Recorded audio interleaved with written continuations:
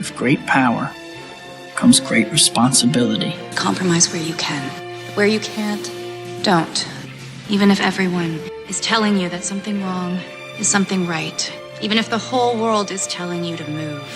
It is your duty great power to plant yourself like a comes tree. great Look them in responsibility. the eye and say, compromise where you can. You move. Where you can't, Never step don't. onto the battlefield of ideas unprepared. Before you enter the fray, you need a plan. And there's no better place to get one than right here on Tactics with host Caleb Colquitt. The Situation Room goes live now on News Radio 1440. Good evening, everybody, and thank you so much for being here with us on Tactics, whether you're joining on YouTube or Facebook or Twitter, Twitch, Periscope, however you're joining us this evening. We certainly appreciate you making us a part of your very busy day and taking time to listen to the program. It means a lot to everybody here on the staff, and by that I mean me. So we do appreciate you, seriously though, joining us for Tactics, where speech isn't violence, tolerance isn't love, and disagreement isn't hate. Now, with tonight's program, there is something that there's a very somber side to it, and well, should be whenever you're dealing with any kind of abuse, especially when it's dealing with children. But as much as I want you to fully understand the story here, I want you to really think about this, because especially when we're talking about things that deal with changing laws or adopting a new law that might alter the criminal justice system, it's always really important to think about the unintended consequences and also think about the purpose behind whatever it is that we're doing. So it's an Alabama man, even though he's being tried in Georgia and the events, his crime allegedly took place in Georgia.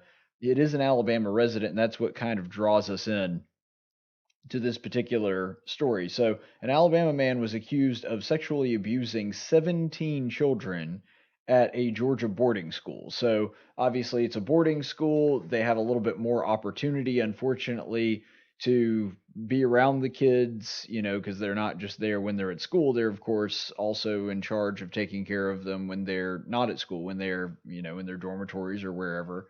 And so, unfortunately, that is something that the door is kind of open to that a little bit more when you're talking about a boarding school. And this took place at Darlington, I believe is the name of it. Yeah, Darlington School in Rome, Georgia.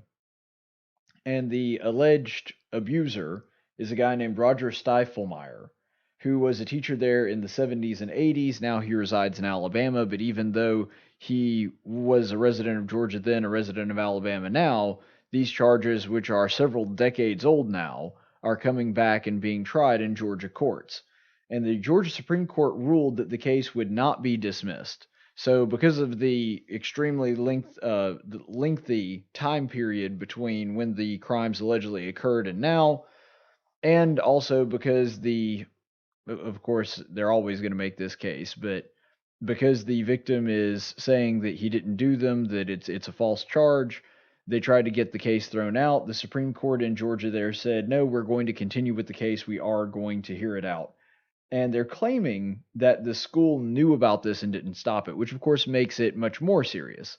Because as horrible as it is for one student to basically kind of go rogue and sexually abuse kids, I mean, that's the main thing, and that's horrible no matter when it happens or where it happens. What they're alleging now is not only did it happen, but the school allowed it to happen. In other words, the school heard rumors or got wind of it somehow, and they knew that it was going on, or at least was supposedly going on, and refused to look into it or try to stop it. So very serious allegation there, because of course that implicates the entire school, not just that one teacher. And all of this is because there is a new Georgia law called the Hidden Predator Act.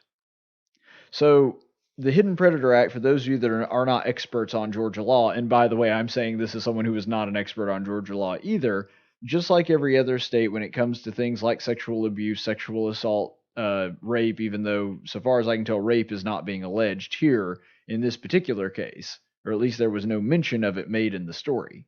And I kind of feel like they would if that were the case. Because of that, there is a statute of limitations.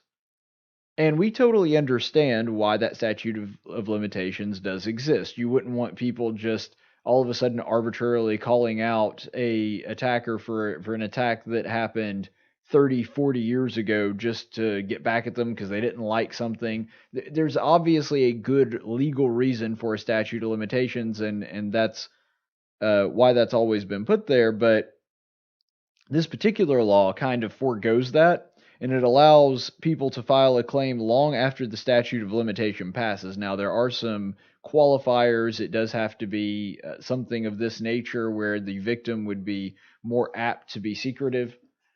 And so there are some qualifications there that you can't just willy-nilly forego the statute of limitations in any kind of criminal proceeding. But in this one, specifically dealing with kids, they decided to make a law that allows them to make an exception when it comes to the statute of limitations.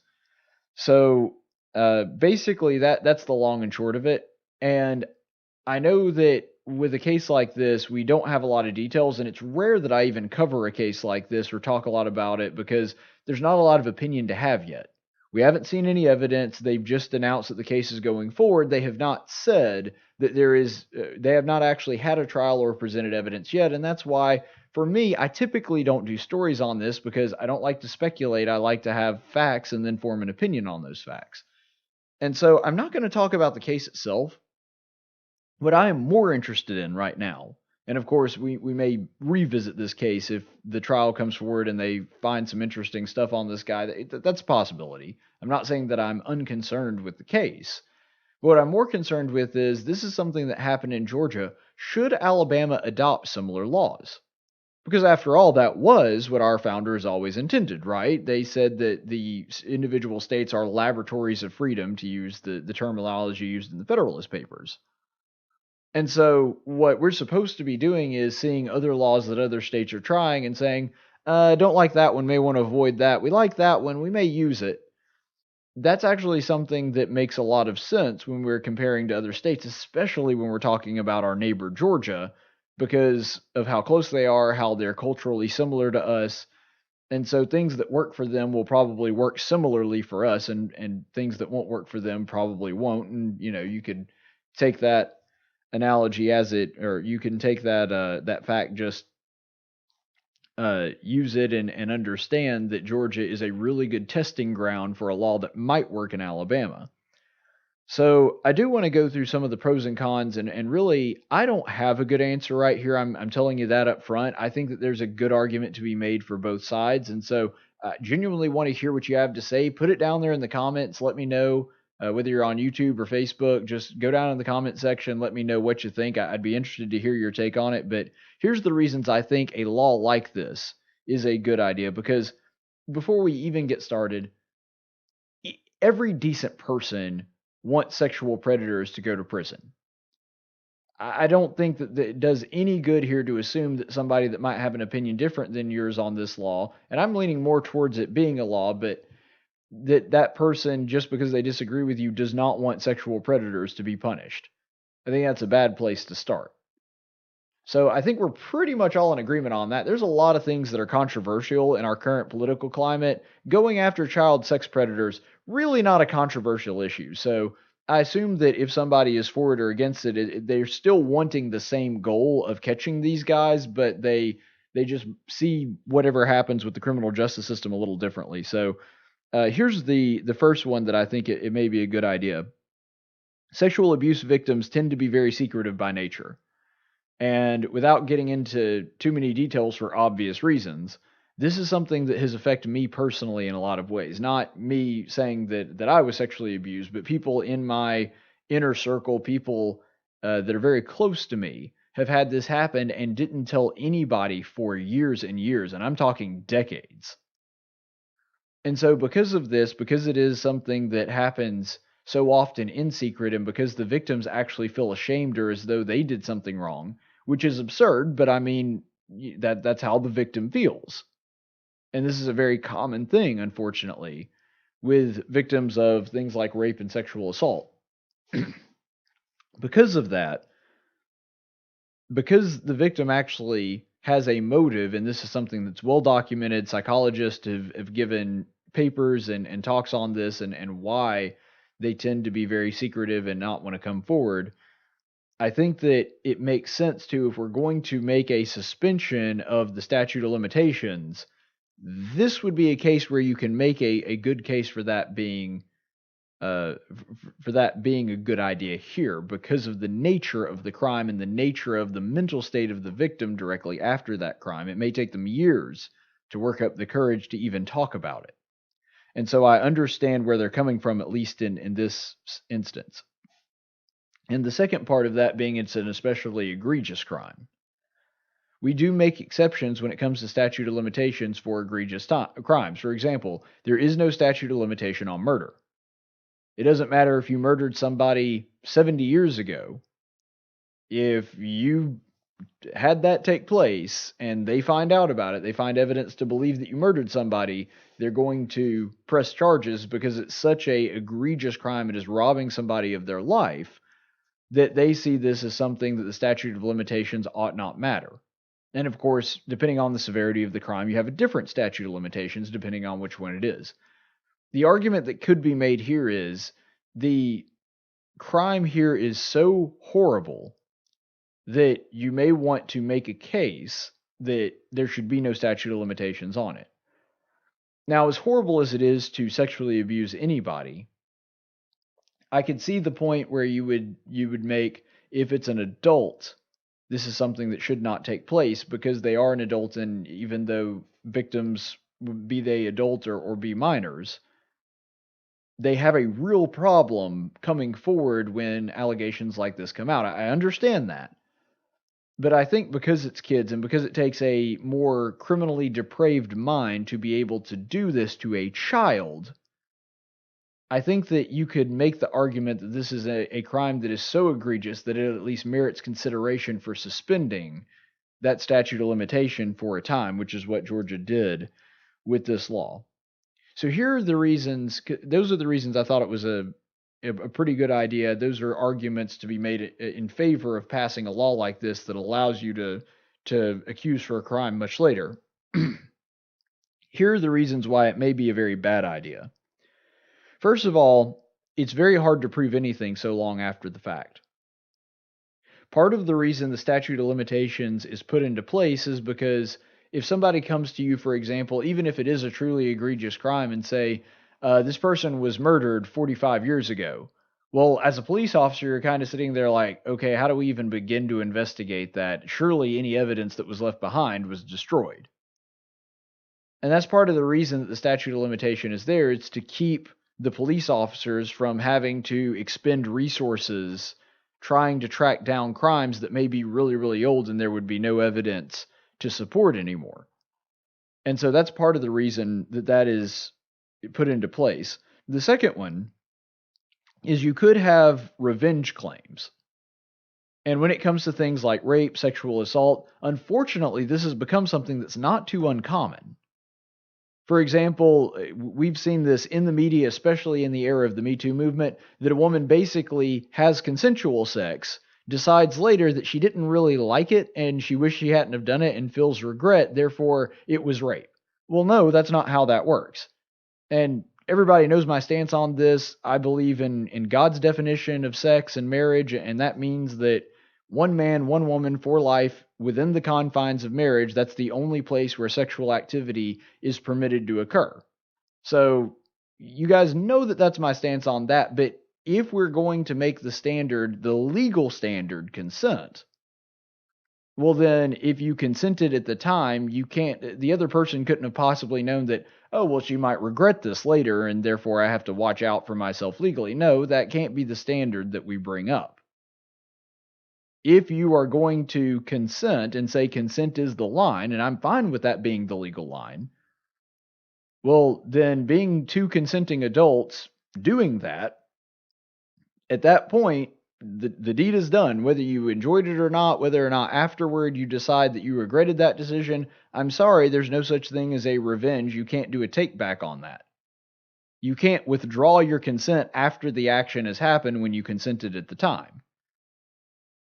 The reason that I think that this may not be as effective an argument when it comes to sexual abuse of minors is that a person is not able to consent.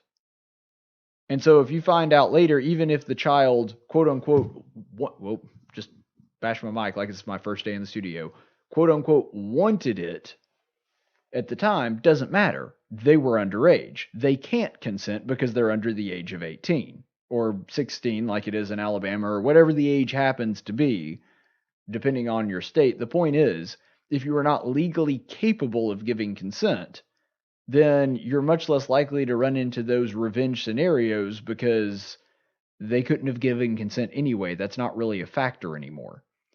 And another thing, when it comes to sexual abuse of children, that's just not something that's much of a consideration anymore, because the child probably all these years later, if they just had a teacher that they didn't like, is not going to go after them decades and decades later because of revenge. Because normally with your teachers, what happens is you know them for a year, and then when your year's up and you no longer have them for a teacher, you just don't spend any time around them. And so 20, 30 years later, you have no incentive to invoke some kind of revenge on them. There's really no motivation for that. And so that's why I think that this argument is not, invalidated or anything. But I think that you can make a much less strong case for revenge being a factor when it comes to sexual abuse of minors than you could just, if you were in the Me Too movement and said, believe all women.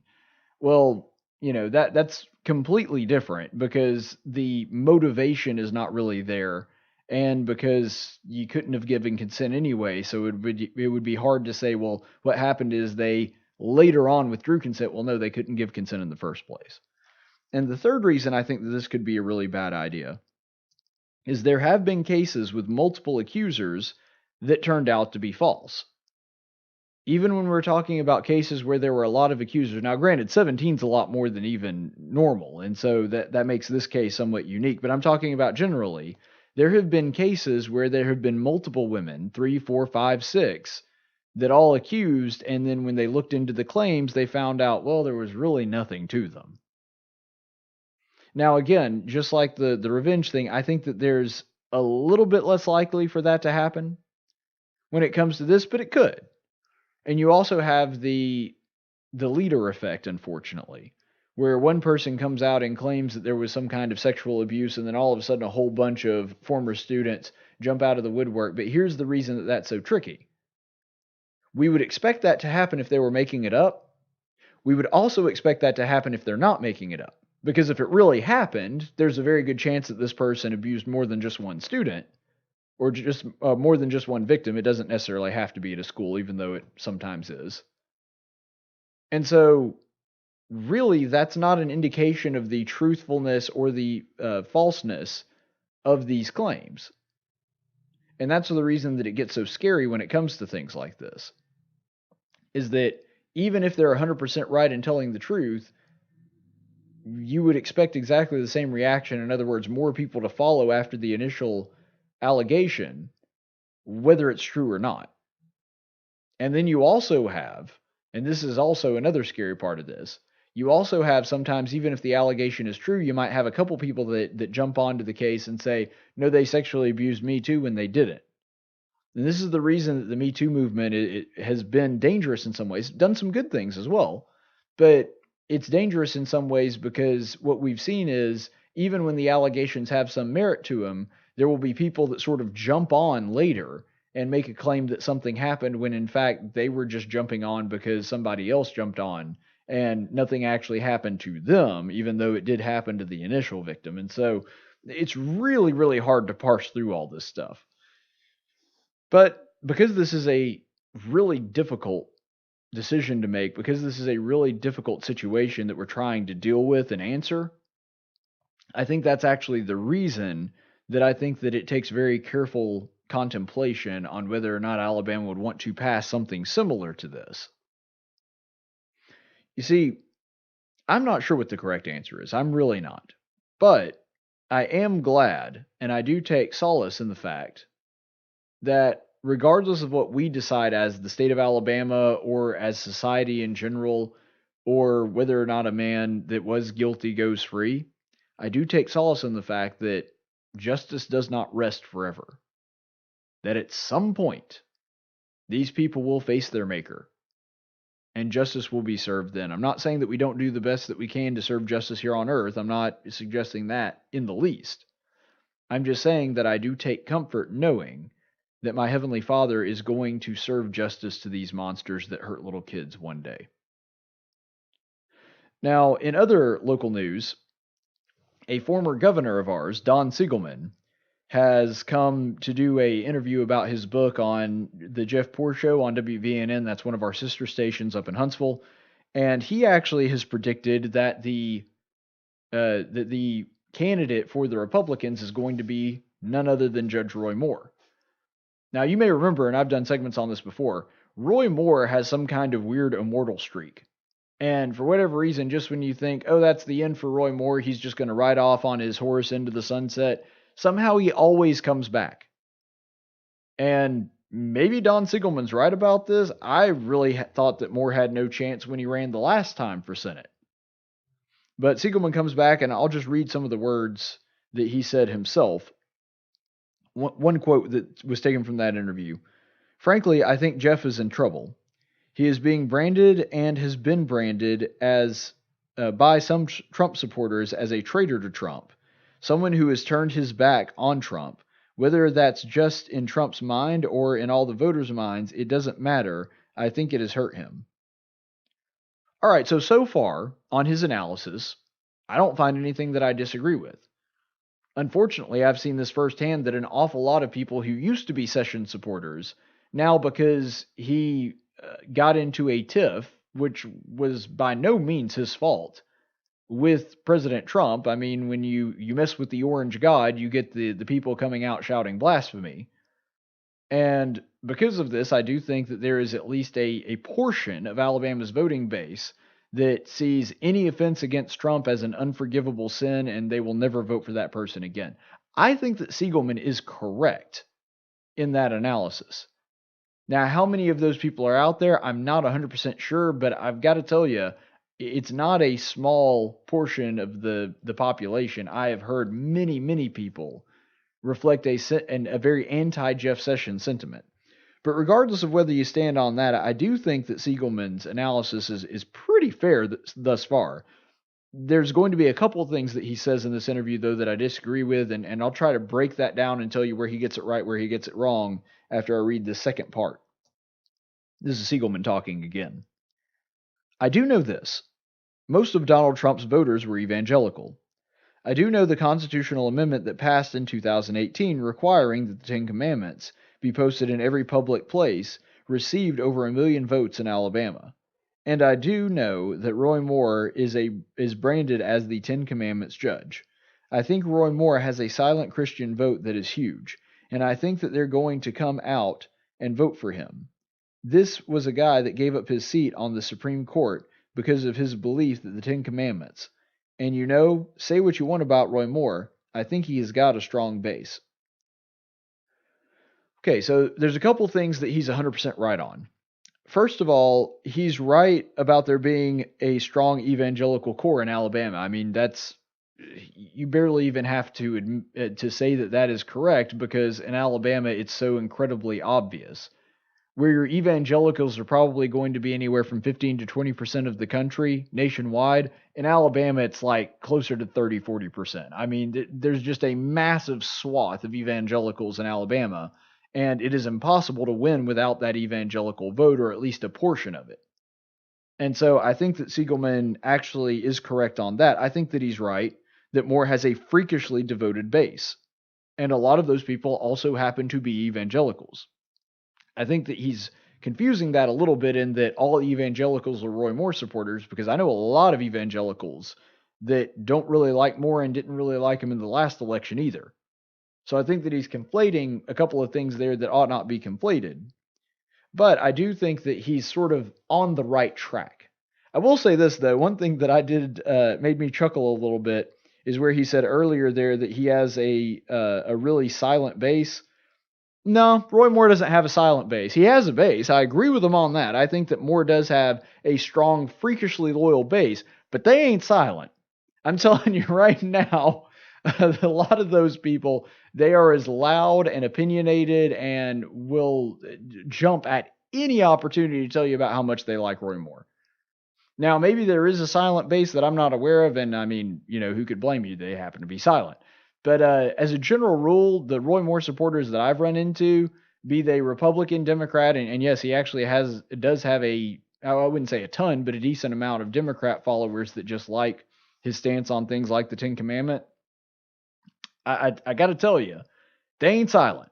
You could say a lot of things about Roy Moore's base. I don't think silent is one of them. So Siegelman mischaracterizing that, I believe. And just because a lot of those people happen to be evangelicals, there is an assumption that all evangelical voters are going to be in the Roy Moore camp. This is one of the reasons that a lot of students of modern politics, and I'm going to try really hard not to get too far inside baseball here, but a lot of the people who study modern politics get it wrong, especially when it comes to evangelicals, because evangelicals tend to vote as a homogenous block, but only during a general election. So when you're talking about evangelicals, they do tend to all vote the same way, but not in a primary. That's in general true when you're getting a Democrat versus a Republican. They tend to always pull the lever for the the Republican. But when it comes to the primaries, they tend to be kind of scattered. And without going too much into detail, the Barna Group did a study into why that is, and they determined that only about 6% of the population are what they refer to as true evangelicals, and the others kind of claim evangelical. They self-identify as evangelical, but the truth is their lifestyle, their belief system is really not much different than other white voters that don't claim evangelical status. So that's a fascinating study, and I'm more than welcome to revisit it and go into more detail a little bit later. But for right now, suffice it to say that one of the things that Siegelman is messing up on here is he makes a mistake that a lot of politicians make in thinking that evangelicals are just a single solid voting block when it comes to Republican primaries. Experience has shown us that it is not. But he is also right that a lot of those people that he's talking about, the people in the Roy Moore base and the people in the evangelical base, he's also right that a lot of those people voted for Trump. So Don Siegelman, to his credit, I think that he's a terrible guy and was a terrible governor, but I do think that he's an astute observer of politics. And so I wouldn't discount what he's saying here lightly, but there's a lot here that he gets right. Now I'm going to tell you where I think that he goes a little off the rails here. First of all, he's completely ignoring the fact that Trump has denounced both of them. You see, in this analysis, Siegelman acts as though that Roy Moore is going to win because Donald Trump had a very public spat with him. And I think that did hurt Sessions. Like I said, I agreed with that analysis that he started out with. But what he's ignoring here is that Trump also doesn't like Roy Moore. Trump has tweeted about Roy Moore, demeaning him. He has talked about how Roy Moore's a loser and how the Republicans in Alabama would be stupid to vote for him again. That's all, of course, a paraphrase. But Don Jr. has essentially said exactly the same thing. And you'll remember that after Trump said that about Roy Moore, his poll numbers started to plummet. I do not think that was a coincidence. And so what Siegelman is kind of ignoring here is that Roy Moore has also been bashed by the president. And the president has also said that he does not support Roy Moore's candidacy, just like he wouldn't support Jeff Sessions' candidacy. And so I see the two of them as kind of on equal footing when it comes to their status with Trump. Now, granted, the spat with Sessions took a lot longer. It was on a much larger stage because it happened on the national stage. So I think people are more aware of it, and it politically hurt Sessions more than it hurt Moore. But my overall point is, let's not pretend as though Roy Moore is the Donald Trump candidate, because while that may have been true in the last election after he endorsed him, that seems to no longer be the case. And because of that, I think that Siegelman is kind of ignoring that when he makes that suggestion. And he's also ignoring that many of those evangelicals blame Roy Moore for Doug Jones. They look at Roy Moore and say, this guy couldn't pull it out at the end, and that's the reason that we got Doug Jones, who is a nightmare of a senator. And because they do blame him for that, I think that the voters of Alabama, combined with several of the other factors that caused him to lose the first election in the first place, that they're going to look at Roy Moore and say, no thanks, we'll go with somebody else. I'm not saying that Siegelman's analysis is way, way off, but I think he's ignoring those two really important points of Trump having denounced both Roy and Sessions, and that he's also ignoring that a lot of those evangelicals, they still kind of hold a grudge against Moore because Moore is kind of the reason that Doug Jones is in office right now. I mean, virtually any other Republican candidate, now granted, a lot of weird stuff had to happen for Roy Moore to lose that seat, but virtually any other Republican in the state runs against Doug Jones and they win handedly. Roy Moore was the only one that was even capable of screwing that up, it seems like. And a lot of those voters feel the same way, and I just don't think a lot of them are going to pull the lever for Moore. Now, you asked me that, what was it, about 3-4 months ago when he was leading in the polls? Maybe I gave you a different answer. But I think Trump coming out and publicly throwing shade on Roy Moore really made a difference. And because of that, I think that he's really missing the ball here. So let's remember too that Doug Jones getting elected definitely took a perfect storm. I mean, every single thing had to go exactly right for Doug Jones to be able to eke out barely beating Roy Moore in the last election. That is true.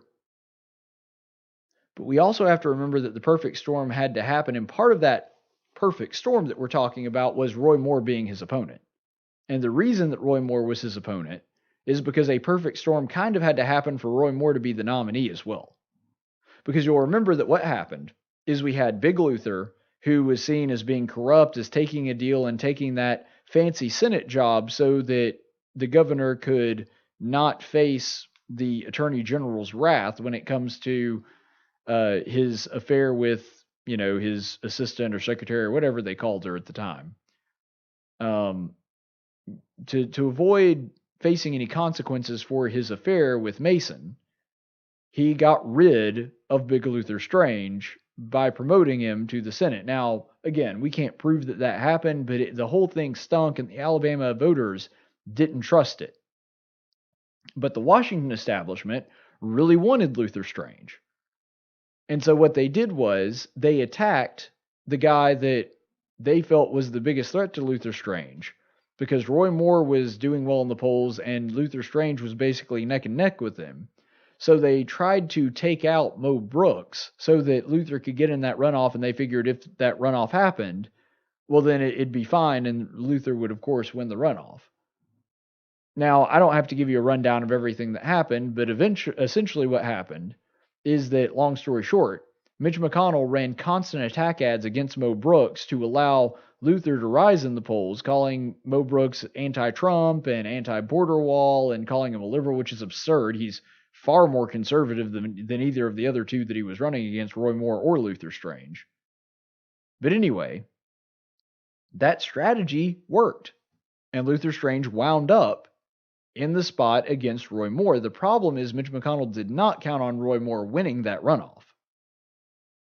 And so that perfect storm had to happen for Roy Moore to be the nominee. I'm not saying that he wouldn't have won it any other way. I'm saying that let's not pretend as though this just went off the way that it would have otherwise. I think that there's a very good chance that we're talking about Senator Mo Brooks, were it not for Mitch McConnell sinking millions and millions of dollars into that race. Maybe I'm wrong. I don't know. We'll never know. But if we keep that in mind, that was a perfect storm as well, I think that it puts into perspective how difficult a road to the nomination Roy Moore has. An even more difficult one than last time, where he had all this help, because, I don't know, maybe we see Mitch McConnell look at either Bradley Byrne or Jeff Sessions, who's now entered the race, and says, you know what, I'd really like that guy. And so he puts millions of dollars into attacking somebody else. History repeats itself, and they wind up in a runoff with somebody that's very damaged, and Roy Moore winds up taking it. I don't know. I guess it's possible. But I just don't see that playing out exactly the way that it did the last time. Usually lightning does not strike twice, and that's true even politically. So I could be wrong here, but I think the fact that he's forgetting all of that really helps skew his analysis into a place to where it's not reliable. And before we go to a break, I do want to leave you with this thought. If Trump is your central issue, in other words, the approval from Trump and the guy who you're voting for approving Trump is the number one thing for you, and a lot of people would never admit this, but the truth is that's actually what they think. They use Trump as a litmus test, how much you support Trump. They equate that to supporting conservatism. And so because of that, they're going to look at that, and if they're going to just vote for whoever's the most pro-Trump, I think you got to go with Tommy Tuberville. I mean, Roy Moore had a very public spat with Donald Trump. Jeff Sessions had an even bigger public spat with Donald Trump. You've got Bradley Byrne, who they're going to be able to claim as anti-Trump because he does occasionally vote against or not vote with the president, even though the overwhelming majority of the time that he does. I mean, he was at the Alabama LSU game with him last weekend. So overwhelmingly, he's pro-Trump, but you could at least make the case. And a lot of these Trump loyalists that loyalty to Trump is the only thing they care about, they're going to look at that and say, I want somebody that just everything Trump does, they approve of. Well, if that's the case, Tommy Tuberville's your guy.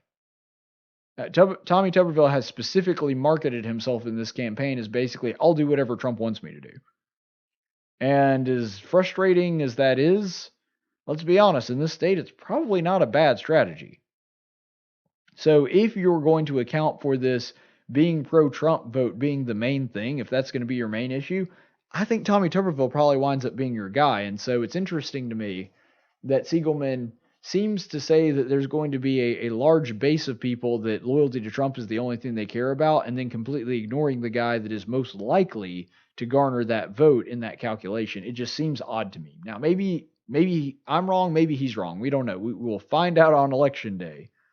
But right now, I think that that's the most compelling case, that if you're going to be in the pro-Trump bandwagon, if that's going to be your primary concern, Tommy Tuberville is probably your guy. All right, so we're going to go to a break, and we'll be back in just a minute. Hey, where you going? Champ? Slugger? Hey, cowboy. Where you going? Where you going? I'm going out! Hey everybody, it's Caleb here, and I was just driving through South Alabama. I had a couple quick thoughts that I'd like to share with you. First of all, I really love it when the environmentalists tell us that there just are not enough trees, that we're killing all the trees, that there are no trees out there. As you can probably see through the window there, South Alabama is just trees. There's virtually nothing. You've got maybe Andalusia, Enterprise, and Dothan, and trees, and that's pretty much it, other than Gulf Shores, which is the beach. So I genuinely believe that it should be part of our criminal justice system that any liberal that whines too much about there not being enough trees, that their sentence, their punishment for that, should be to drive through South Alabama, because they will be immediately disillusioned about this idea that there are just not enough trees left in the world. There is nothing but trees for miles and miles and miles and miles. Another thing that I wanted to bring up, and it actually made me hearken back to a comment that was made, I would say a few months ago, by Hillary Clinton, talking about how the coast, in other words, the people in California and Oregon and Washington and then New England, that they all voted for her and everybody else voted for Trump, which, is true. And then she also talks about trying to essentially explain why that is. She says that, well, all the dynamic people, all the movers and shakers and the people that are making money, those are the ones that voted for me. It was the neophytes, the little people over in flyover country that voted for Trump. And goodness knows that I'm not the world's biggest Trump supporter. I didn't even vote for the guy in the first election. But one of the reasons that she lost that election in the first place, and one of the reasons that Americans in general are just so tired of that, is because there is a large contingency of the left that genuinely believes that only people in the cities are the ones that are dynamic and important. And I'm driving through South Alabama, and right now it's mostly just trees, but especially when you get a little bit further north. I was driving through here and I noticed there's so many fields with cattle and hay, and you get a little bit further south and you're going to see an awful lot of cotton and peanuts and some soybeans. And so I really do think, and I think that this is important to remember, that though there are people in the cities that tend to vote Democrat and have never seen a farm, have never been through, quote unquote, the flyover country. I think it's incredibly important for us to remember that, yeah, they may look their nose down at people like that, but if you were to actually take one of those people and have them try to survive in an environment where there were not the people producing their food and their fiber in states like Alabama, that those cities would immediately devolve into chaos and die. And I think it's so hilarious that the people in cities look down their nose at people in the country, people in farmland, that kind of thing, and then they wouldn't even be able to begin to have a similar lifestyle that they do if it were not for those people. And maybe I'm thinking about this because I'm an ag major and state convention for the Alabama FFA is coming up. But what it really all boils down to is that whether they appreciate it or not, whether or not they understand the relationship between their life and what they're doing and people in places like this that provide the lumber for the house that they live in or the building that they work in, and provide the cotton for their clothes and provide the food that goes on their table, they would quickly learn an appreciation once that stuff went away. Once they realized that the magic bread fairy doesn't just bring bread to the supermarket, that there are people involved in the growth and production and transportation of that, I think it would really paint it in a different light. And what I mean by that is, I don't think that it's productive for us to go out and talk about how silly and stupid they are and how ridiculous their position is on that, even though there's some truth to it. I think we do better catching more flies with honey than vinegar and explain to them and talk to them and educate them about the important role of Middle America to the rest of the world, to the rest of the economy, because the reason that we are an economic powerhouse, the reason that we have so many people that don't have to be involved directly in growing their own food and wondering where their food's going to come from one day to the next, the best way to do that is through education and helping them to understand that that is an important part of it. So let's just try to come at it from a diplomatic perspective, and hopefully they'll be able to realize at that point that it's important for them to appreciate the American farm.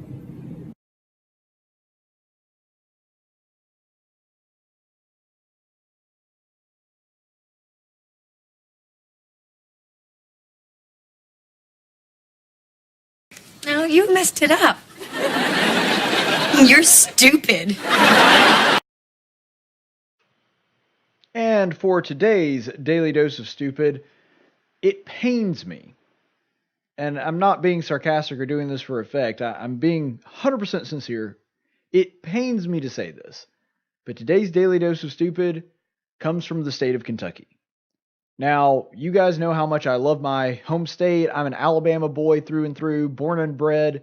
But Kentucky is my second home, and that's because my grandparents live up there. My mother's side of the family all live up there. When it comes to football games or really anything for that matter, I always pull for Auburn first, Kentucky second, because, of course, if Auburn's ever playing Kentucky, I always pull for Auburn. But when it comes to that, I have a soft spot in my heart for Kentucky, and I've gone there at least once, usually 2 or 3 times a year to visit family. So I love the state. I love Rand Paul, who, of course, is a Kentuckian as well. But this time, Kentucky, I'm sorry, you're going to be the subject of today's Daily Dose of Stupid, because how on earth could you not reelect Matt Bevin? I mean, looking at the job that Matt Bevin has done, he's one of the only conservatives out there, one of the only real conservatives out there. And this guy, I mean, he is absolutely phenomenal. He actually, when he says, my plan is to cut the budget, the crazy thing is he actually cuts the budget. When he says that I'm going to try to lower taxes and lower government spending, he actually tries to do it. And it just amazes me that he is one of the, Kentucky is seen incredible economic growth under him. They've actually started to get their budget at least somewhat under control. The fact that he was refusing to sign certain things into law and that he was refusing a lot of their spending measures was actually getting the budget somewhat manageable. And when he's halfway through the job, they let him go for a guy that is just an absolute nightmare from every conceivable standpoint. And what shocks me there is not even so much that Matt Bevin didn't get reelected, because he's in my opinion, the best governor in the country. That he got reelected, or he wound up not getting reelected, and granted it was a narrow margin, it was only about 5,000 votes. But the guy loses his job despite the fact that Governor Kay Ivey is still in office. That just blows my mind. That Matt Bevin can't get reelected as governor, and Kay Ivey gets reelected governor overwhelmingly. It's not even close. And I'm not talking about necessarily because she was against Walt Maddox, because I know that Walt Maddox would have gotten beaten by any Republican that won in that primary. But my point is, Kay Ivey was running against, I would say, two very conservative people and one that's pretty conservative, more conservative than she is. She was the least conservative person in that race. And somehow, and keep in mind, this is the same Kay Ivey that opened the floodgates for corruption when it came to the economic developer title that makes you immune to all lobbyist laws. She's also the person that was behind, it was her brainchild to do the Mobile Bay Bridge that was going to cost literally $2.1 billion. And despite the fact that it had, that they had just raised our gas taxes by over 40%, they were also going to include a $6 toll each way on the bridge. I mean, you just stack up and look at what Kay Ivey has done. She was the one that pushed for and was one of the main forces behind the Amazon tax. I mean, just goes on and on and on. Somebody that has promised over and over and over again, oh, I'm a conservative, I'm going to cut taxes, I'm going to cut spending. All she does is pass spending measures and push for more of them. Other than some social issues, for example, she's really good at being pro-life. I'll give her that one. But you're talking about economically, Kay Ivey isn't even close to a conservative. Matt Bevin's one of the only governors in the entire country that actually is, and somehow that guy loses his job, and Kay Ivey is the most popular governor in the country. That world doesn't even make sense to me. And I know it's because the average person doesn't pay a whole lot of attention to it, and the average voter is horribly uninformed. But I can't make heads or tails of that. How do you get rid of Matt Bevin? But that's the world we're living in. I'm sorry, Kentucky, you screwed that one up. Although I will say, if you're looking for how this was done, teachers' unions sunk just millions into this campaign. And you could make the case that if you want to cut school spending, that you hate children, and that's exactly the case that they made. They had teacher strikes that were going on under Matt Bevin's supervision, and Kentucky does not spend an exorbitant amount on schooling, but they're not spending the least, and they actually have a pretty good education system despite having better schools than they do their pay. Like if you were to compare how much they're spending per student and look at that compared to where they rank amongst the states on their education system, they actually are doing much more with less money, and that's in part thanks to Matt Bevin.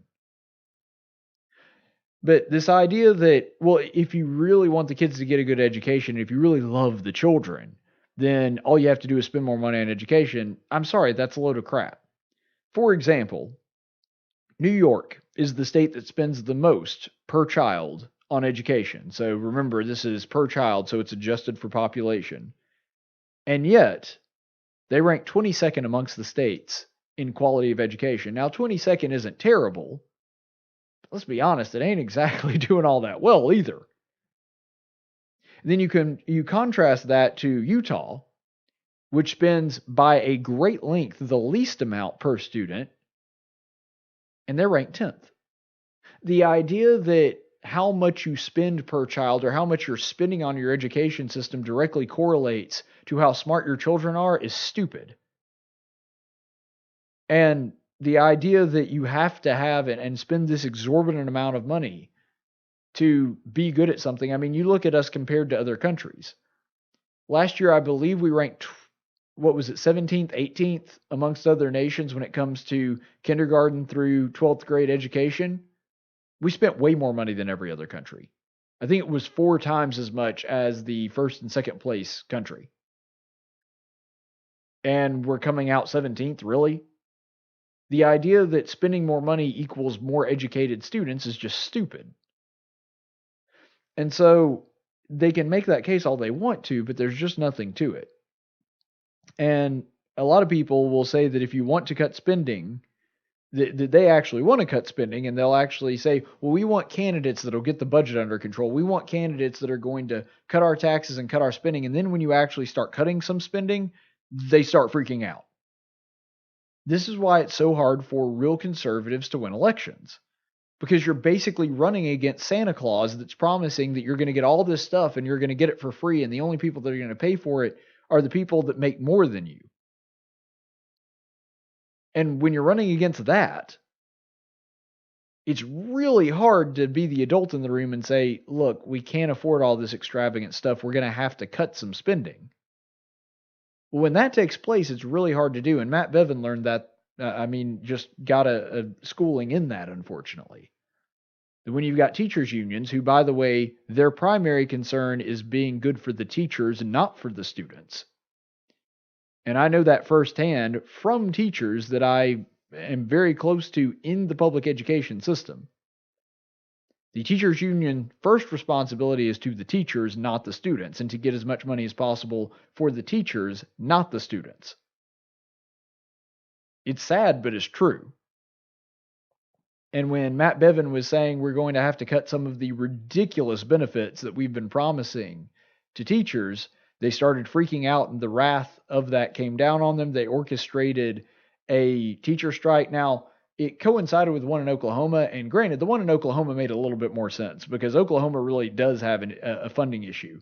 Kentucky, comparatively, they have nothing to complain about. And just seeing the fact that Bevin did that, like I said, it was like he was running against Santa Claus. He's trying to be the adult in the room saying, no, kids, we can't spend that. We can't, get an ice cream machine. We can't get a jet ski. I'm sorry, we just don't have the money for it. And this other guy's going, we can get all we want. We'll spend all the money that we want. We're going to increase spending on that. We're going to increase spending on this, and I'm not going to increase your taxes. Now, eventually something's got to give because you're either increasing taxes or incurring debt somewhere. But the point is, that is why it's so very hard for any conservative to get elected. It's the reason that you're actually far better off doing what Kay Ivey does, which is promising that you're going to cut taxes and cut spending and then increasing them, but still talking a good game. Sadly, that's the winning strategy. Saying one thing and doing another. And comparing those two governors is a perfect example of that. Let's go on to the chaplain's report.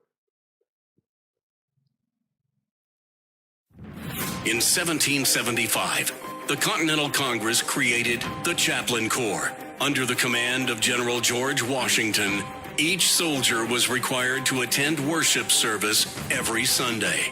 While other armies advanced on their feet, Washington's troops advanced on their knees. It's time for the Chaplain's Report with Caleb Colquitt on tactics. Chaplain's report today comes from the Psalms, and I thought it might be fun to do a little series on the 42nd Psalm, which is one that got really popular because there's a hymn that is based off of this psalm, which is funny because it's a song based on a song. But anyway, because that, of course, is what the Psalms are, right? They're the songbook of the Jewish people, essentially. And if sung in Hebrew, they actually do have melody and rhythm, and you can't sing them. So in Psalm 42...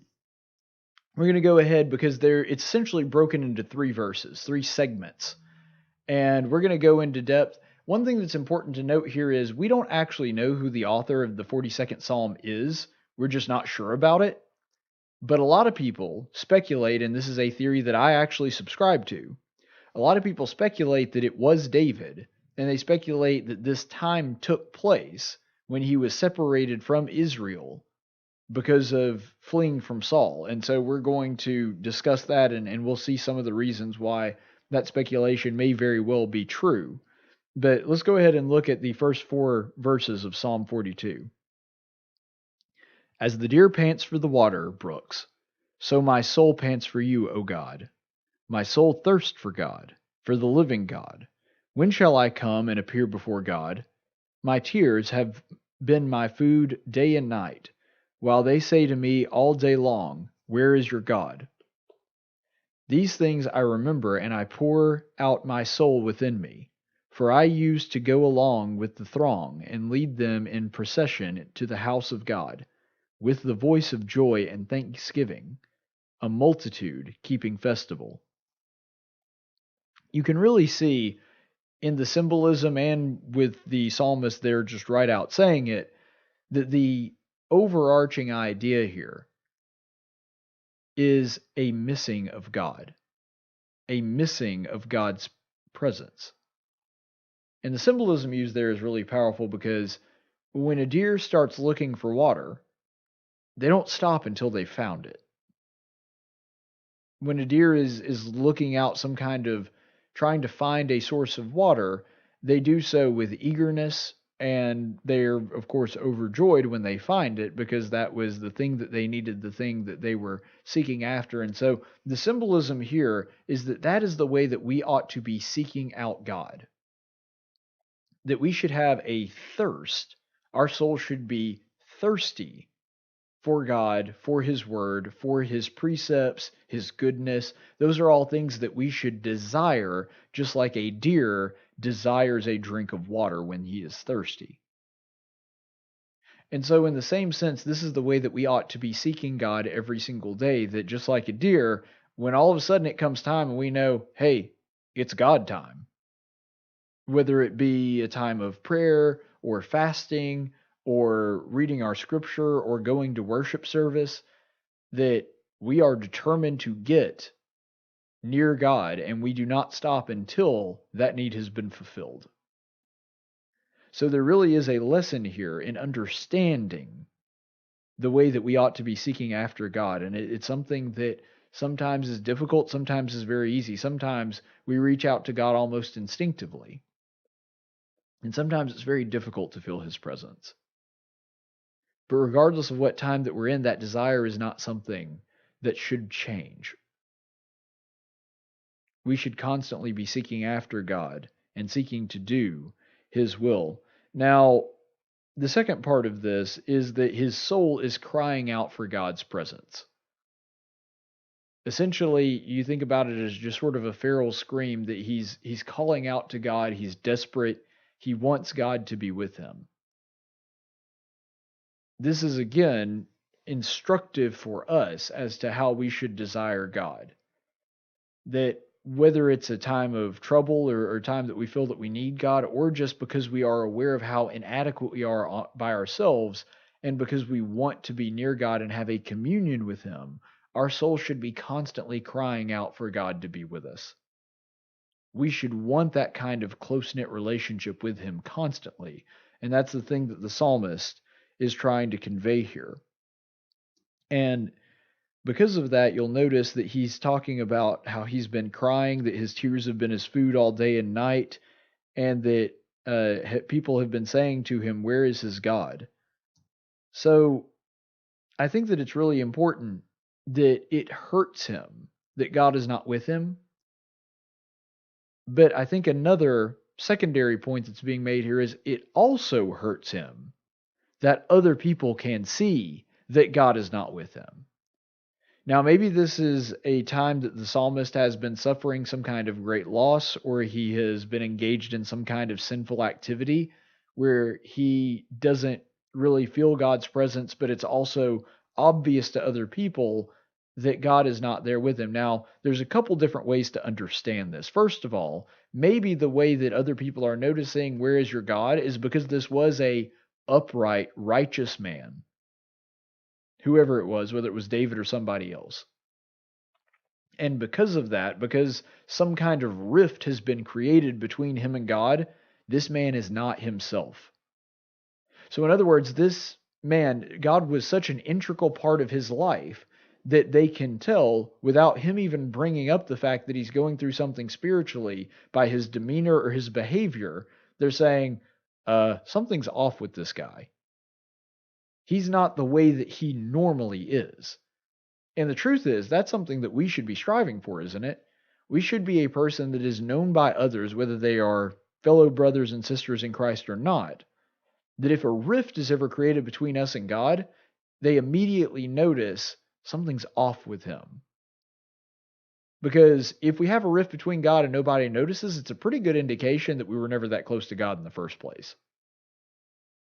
If they can't really tell a difference between when we feel close to God and when we're not, then maybe that's because we're really not that different either way. That we were not that close to God before and we're not that close to God now, and because of that, it's not really noticeable to them. The second part of that, though, another way that they may know that God is, there's been some kind of distance created between the psalmist and God here, is that because he is somebody that seeks after God's president, he's being vocal about it. In other words, he is letting other people know without them just noticing that God's presence is no longer felt by him. And because of that, other people are aware of that. And they're somewhat kind of even mocking, saying, "Where is your God?" And we kind of get an indication of that. It would be something that would hurt you if they were mocking your pain. I don't know if that's the kind of idea we're supposed to get from this or not. It's just a secondary lesson that I think both of them actually work. But I think that one thing that could be going on with the psalmist here is that other people are mocking, saying, "Oh, where is your God to deliver you?" Kind of the same way that we see in various other passages of the Old Testament, like Shadrach, Meshach, and Abednego, saying, "Where is your God now?" Or when Christ was crucified, "Where is your God to rescue you now?" We could see this almost happening in a mocking sense. And other people are onlooking and mocking whoever the psalmist is, saying, "Oh, where is your God now? He's clearly abandoned you." And then finally, this is a person that is accustomed to worship. Because you'll notice in the 4th verse there, he says, "I used to go along with the throng and lead them in procession to the house of God." And he was talking about how joyful he was, how thankful he was for God's blessings at this point, which also leads us to believe that what is going on here is that this is a person that was a leader in worship, somebody that went with a large group of people, that it was well known that he was loved by the people in his congregation. This is something that's very likely. This is part of the reason we think it might be David. Because why would somebody be cut off from worship if they want God this badly? Well, a good answer would be, if it is David, and this is the time where he's either fleeing Absalom or fleeing Saul, when he's not able to go into the house of God and worship, he's lamenting that he no longer feels that connection to God like when he used to go out into the synagogue. And so that's part of the reason we think it may be David, but whether it is or not, this is clearly a person that has a desire for worship. And this is something that I wish that more people in the church had. It's something that on occasion I really wish that I had, because normally I'm really excited to go to church. There are times where I'm not. There are times where I feel like I don't need to be at worship. I feel like I'm either ashamed of something that I've done, or I don't know, that there's that rift that's been created. And what I love about the attitude in this psalm is, no, that's the time you need God the most. That's the time where your soul should be crying out. That's the time where you should want to be in worship the most. And maybe that's what's going on here. Regardless of who the psalmist is, and I tend to think that it's David, but it doesn't say, and we're not necessarily sure. But no matter who it is, this is clearly a man that has a thirst and hunger for God's presence in his life, and that is something that all of us should be emulating. Stay the course, friends. Tactics is a production of News Radio 1440 and Cumulus Media Montgomery. Any opinions expressed on this program are those of the host and do not necessarily reflect the opinions of Cumulus Media. The theme song for Tactics is 6 Foot Town by Big and Rich. Graphics by Jessica Dawson. Broadcast studios provided by Cumulus Media Montgomery. Location studios provided by the Dalraida Church of Christ. Copyright 2019.